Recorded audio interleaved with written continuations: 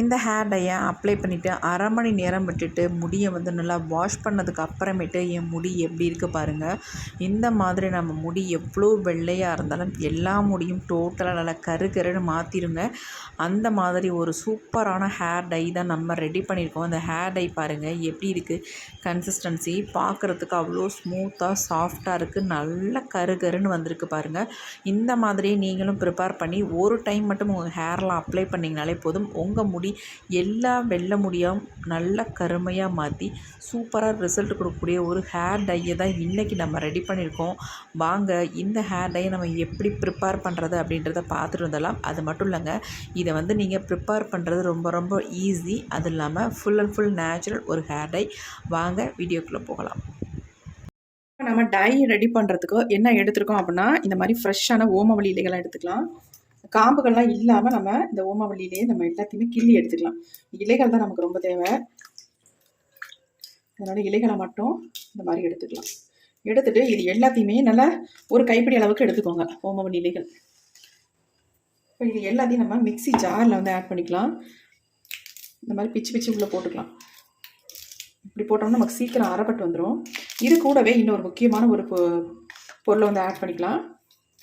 இது ரெண்டும் சேரும்பொழுது நமக்கு நல்ல ஒரு கருமை தரும் முடி நல்லா கருன்னு மாறி வருங்க. அதுக்கு தான் இன்னொரு பொருளை நம்ம இது கூட வந்து சேர்க்கறது. அது என்ன அப்படின்னா, இந்த மாதிரி செம்பருத்தி பூக்கள் தான் நம்ம இதில் சேர்க்க போகிறோம். இந்த அடியில் உள்ள காம்புகளை மட்டும் நம்ம எடுத்துட்டு இந்த பூக்களை மட்டும் இந்த ஓமவல்லி இலையோட சேர்த்துக்கலாம். நம்ம இதில் வந்து தண்ணியெல்லாம் சேர்த்து அரைக்க போகிறதில்ல, அப்படியே நம்ம அரைக்க போகிறோம். எல்லா பூவுமே இந்த மாதிரி கொஞ்சம் வாடின பூக்களாக தான் இருக்குது. அதனால் ஒன்றும் பிரச்சனை இல்லை. நல்லா ஒரு 10-15 பூக்கள் இருந்தால் கூட நீங்கள் தாராளமாக ஆட் பண்ணிக்கலாம். நான் 10 பூக்குக்கு மேலே தான் ஆட் பண்ணியிருக்கேன். அப்போ தான் நமக்கு நல்ல ஒரு திக்கான ஒரு கன்சிஸ்டன்சி கிடைக்கும். இது தண்ணி ஊற்றாமல் நம்ம இதை அரைச்சி எடுத்துக்கலாம்.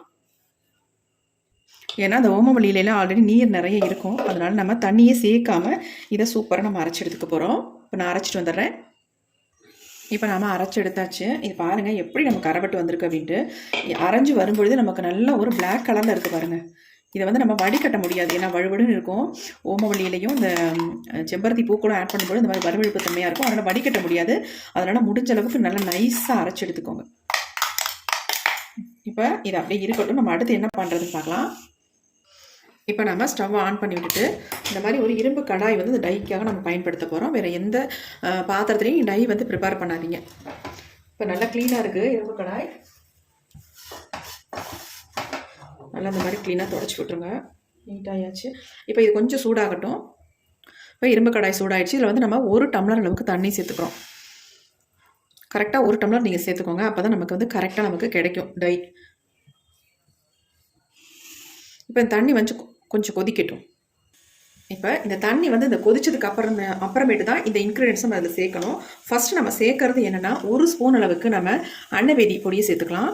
கண்டிப்பாக ஃபஸ்ட்டு எடுத்தாலும் நீங்கள் அன்னபேதி சேர்த்துக்கோங்க. அது நல்லா வந்து கொதிக்கட்டும். ஹீட் பட்டோன்னா நமக்கு வந்து கலர் நல்லாவே சேஞ்ச் ஆகி வரும்.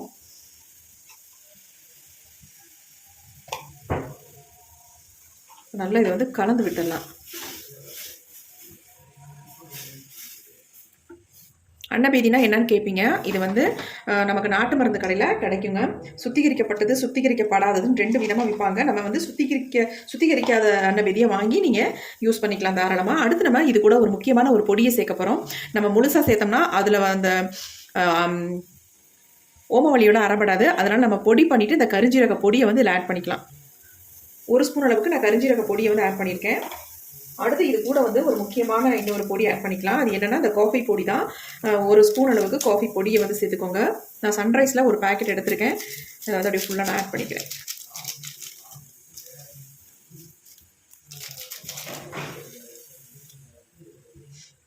அவ்வளோதாங்க. இதில் சேர்க்க வேண்டிய பொருள்கள் எல்லாமே சேர்த்தாச்சு.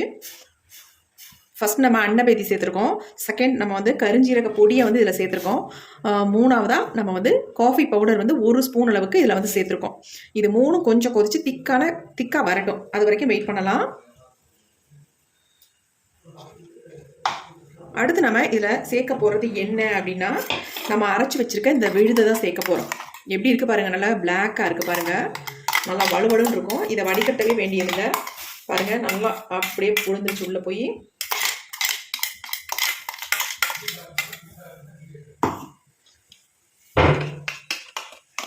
இப்போ நம்ம டையை வந்து சூப்பராக ரெடி பண்ணிட்டோம்.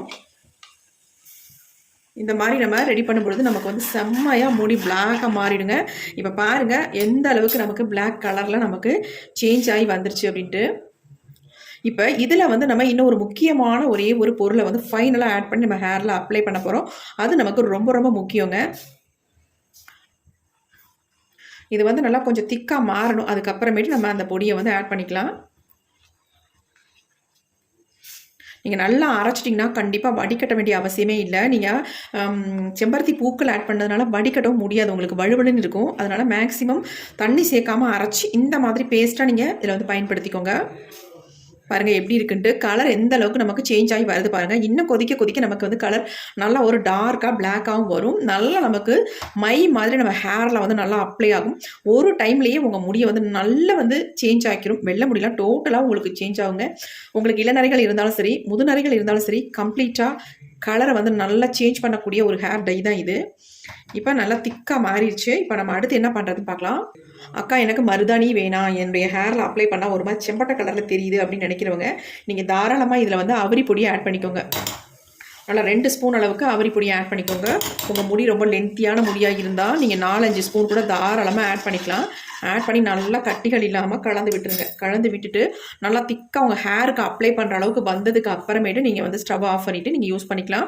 இந்த டையை வந்து நீங்கள் ஓவர் நைட்லாம் வைக்கணுன்ற அவசியமே இல்லை.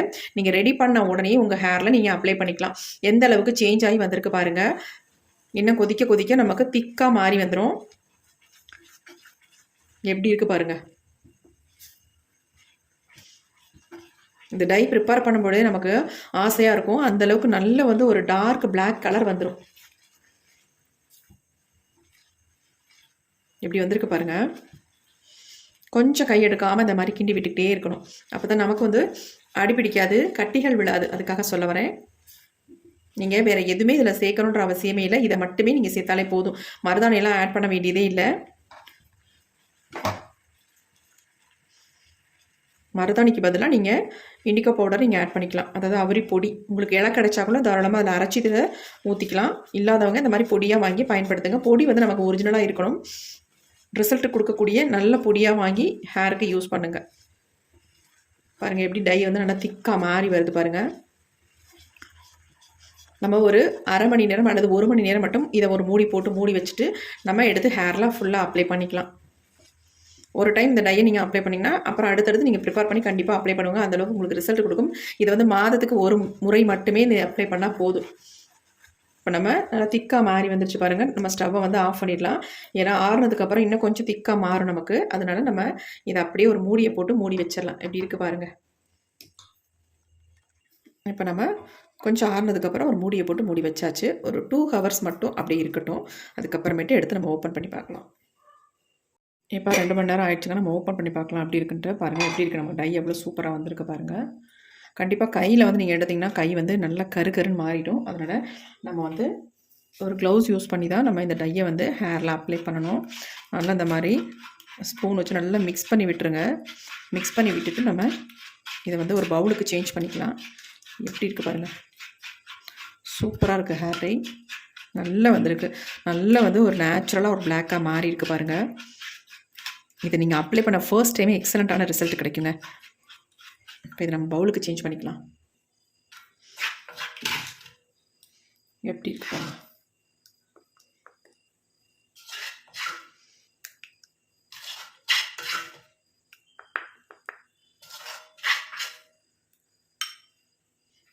இப்போ நம்ம எல்லா டைமே பாருங்கள் பவுலுக்கு சேஞ்ச் பண்ணியாச்சு. அப்படி இருக்குது பாருங்கள். எந்த அளவுக்கு நமக்கு ஒரு பிளாக் கலரில் சேஞ்ச் ஆகி வந்திருக்கு பாருங்கள். இதை நம்ம ஓவர் நைட் கூட வைக்கல. வச்சதே ஒரு 2 மணி நேரம் தான் நம்ம மூடி வச்சுருந்தோம். ஆனால் எவ்வளோ சூப்பராக நமக்கு வந்திருக்கு பாருங்கள். இப்போ இந்த டையை வந்து க்ளவுஸ் நம்ம கையில் போட்டுட்டு ஹேர்லாம் எடுத்து அப்ளை பண்ணணும். இப்போ நான் எப்படி அப்ளை பண்ணுறது அப்படின்றத நான் உங்களுக்கு காட்டுறேன். எப்படி இருக்குது பாருங்கள். எக்ஸ்ட்ராலாம் தண்ணியெல்லாம் ஆட் பண்ணிடாதுங்க. நம்ம நார்மலாக யூஸ் பண்ணுற தண்ணி மட்டுமே போதும். அப்போ தான் நம்ம முடியில் வந்து பிடிக்கும். இப்போ வாங்க இந்த டையை என்னுடைய ஹேரில் நான் எப்படி அப்ளை பண்ணுறேன் அப்படின்றத பார்க்கலாம். இப்போ இந்த டையை வந்து ஹேரில் ஃபுல்லாக இந்த மாதிரி அப்ளை பண்ணிக்கலாம். அப்ளை பண்ணும்போது நல்லா ஸ்கேல்ஃபில் படுற மாதிரி அப்ளை பண்ணிக்கோங்க. அப்போ தான் நல்ல முடி வளர்கிற முடி கூட நல்லா கருகருன்னு வளர ஆரம்பிக்கும். அதுக்காக தான் ஸ்கேல்ஃபில் நல்லா படுற மாதிரி அப்ளை பண்ணிக்கோங்க. க்ளவுஸ் யூஸ் பண்ணிக்கோங்க. அது மட்டும் இல்லை, நல்லா 1/2 அன் ஹவர் விட்டுட்டு அதுக்கப்புறமேட்டு வாஷ் பண்ணும் பொழுது நார்மல் வாட்டர்லேயே வாஷ் பண்ணுங்கள். ஷாம்பு சீகக்காய் எதுவுமே யூஸ் பண்ணாதீங்க.